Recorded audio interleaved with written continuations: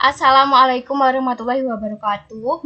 Kembali lagi dengan saya Wulan Kurnia Laila Osyanti dengan NIM 72114191102. Di sini saya akan memaparkan yaitu proyek 3 mengenai proyek web atau HTML menggunakan Notepage. Sedangkan sumber yang digunakan yaitu Sistem Informasi Manajemen edisi 10, terbitan Salemba 4, karangan Raymond McLeod dan George Skill. Nah, berikut merupakan contoh dari tampilan halaman web di Notepad. Di sini contohnya ada terdapat memiliki 3 link, yaitu ada kontak us, di mana link ini yaitu untuk mengirimkan email. Kemudian ada link to my school, di sini adalah hyperlink ke halaman web sekolah, dan untuk go to top of page di sini yaitu adalah alat navigasi untuk halaman web. Next, kemudian ada bagian-bagian dari dokumen HTML. Bagian-bagian dari dokumen HTML terdiri dari bagian kepala dan bagian tubuh. Untuk bagian kepala di sini berfungsi untuk memberikan informasi mengenai peranti lunak browser web. Kemudian informasi yang ada di bagian kepala yaitu mencakup judul halaman web, kemudian info penulis, kata kunci yang digunakan dalam pencarian web, pencarian dan lain-lain. Dan berikutnya ada bagian tubuh. Untuk bagian tubuh di sini berfungsi untuk memberitahu apa yang akan dilihat pengguna di layar. Bagian tubuh di sini memuat gambar, tabel, daftar, dan link, serta tertulis perintah HTML, juga teks dan gambar sebenarnya yang akan ditampilkan pada halaman web. Next, ada membuat dokumen Notepad. Untuk baris ke-1 sampai ke-5 yaitu menentukan judul halaman web dan memulai bagian tubuh kode HTML. HTML mengharuskan perintah awal dan akhir yaitu HTML tanpa garis miring dan HTML dengan garis miring. Berikutnya ada baris ke-6 adalah penentu tempat, yaitu tempat di halaman web di mana kursor akan ditempatkan. Untuk selanjutnya ada baris ke-7, yaitu berisikan HTML untuk memulai paragraf yang akan disejajarkan di bagian tengah halaman. Berikutnya baris ke-8 mengubah ukuran huruf yang bisa diperbesar melalui 3 tahapan seperti memilih 3 opsi menurun pada menu drop-down. Berikutnya baris ke-9 menunjukkan hasil perubahan huruf yang dilakukan. Dan baris yang ke-10 di sini mengembalikan perubahan teks menjadi bentuk huruf awal. Baris yang ke-11 berfungsi untuk perataan paragraf awal. Kemudian baris yang ke-12 di sini menggunakan perintah line break untuk memasukkan baris kosong tambahan.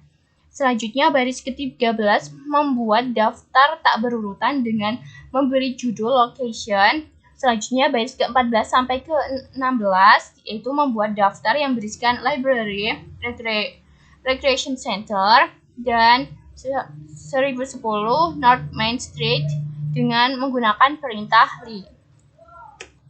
Next ada baris 17 mematikan perintah dengan unordered list.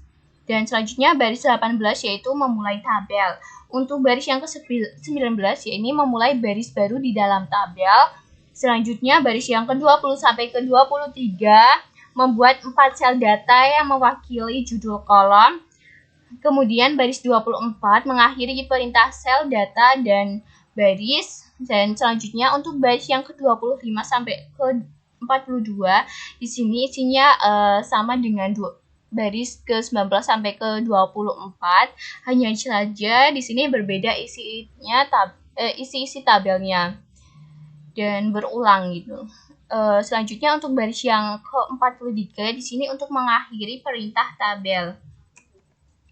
Next ada baris yang ke-44 yaitu membuat paragraf yang terletak di tengah halaman web. Selanjutnya baris yang ke-45 itu memberitahu HTML untuk menggunakan file pizzaman.gif tanpa membatasi di sekeliling gambar. Selanjutnya untuk baris yang ke-46 di sini berfungsi untuk menonaktifkan perataan paragraf sehingga akan kembali seperti semula. Kemudian untuk baris yang ke-47 sampai 51 yaitu memasukkan daftar berurutan why order from us. Dan berikutnya ada baris 52 dan 54. Di sini adalah perintah awal dan akhir menyebabkan paragraf sejajar ke bagian kanan. Nah, ini adalah contoh tadi, yaitu dokumen Notepad untuk membuat contoh halaman web. Next, di sini ada menyimpan contoh. Dokumen yang tadi sudah dibuat harus disimpan sebagai file HTML. Karena default pada Notepad adalah dokumen teks, sedangkan pada browser itu tidak bisa membaca dokumen teks, jadi perlu diubah sebagai file HTML. Cara menyimpannya yaitu pertama pilih file, kemudian save as, masukkan nama file, kemudian pilih jenis file atau save as type, yaitu all files dengan pengodean ANSI. Dan berikutnya ada melihat halaman web. Untuk melihat halaman web yaitu kita harus buka browser web dan pilih file, kemudian open, ketikkan nama file yang akan dibuka, kemudian pilih OK. Selanjutnya halaman web akan muncul pada browser. Kemudian untuk mengedit pilihlah editor Notepad, kemudian edit kode HTML dan simpan dokumen seperti pada yang tadi saya jelaskan, yaitu cara menyimpan dokumennya.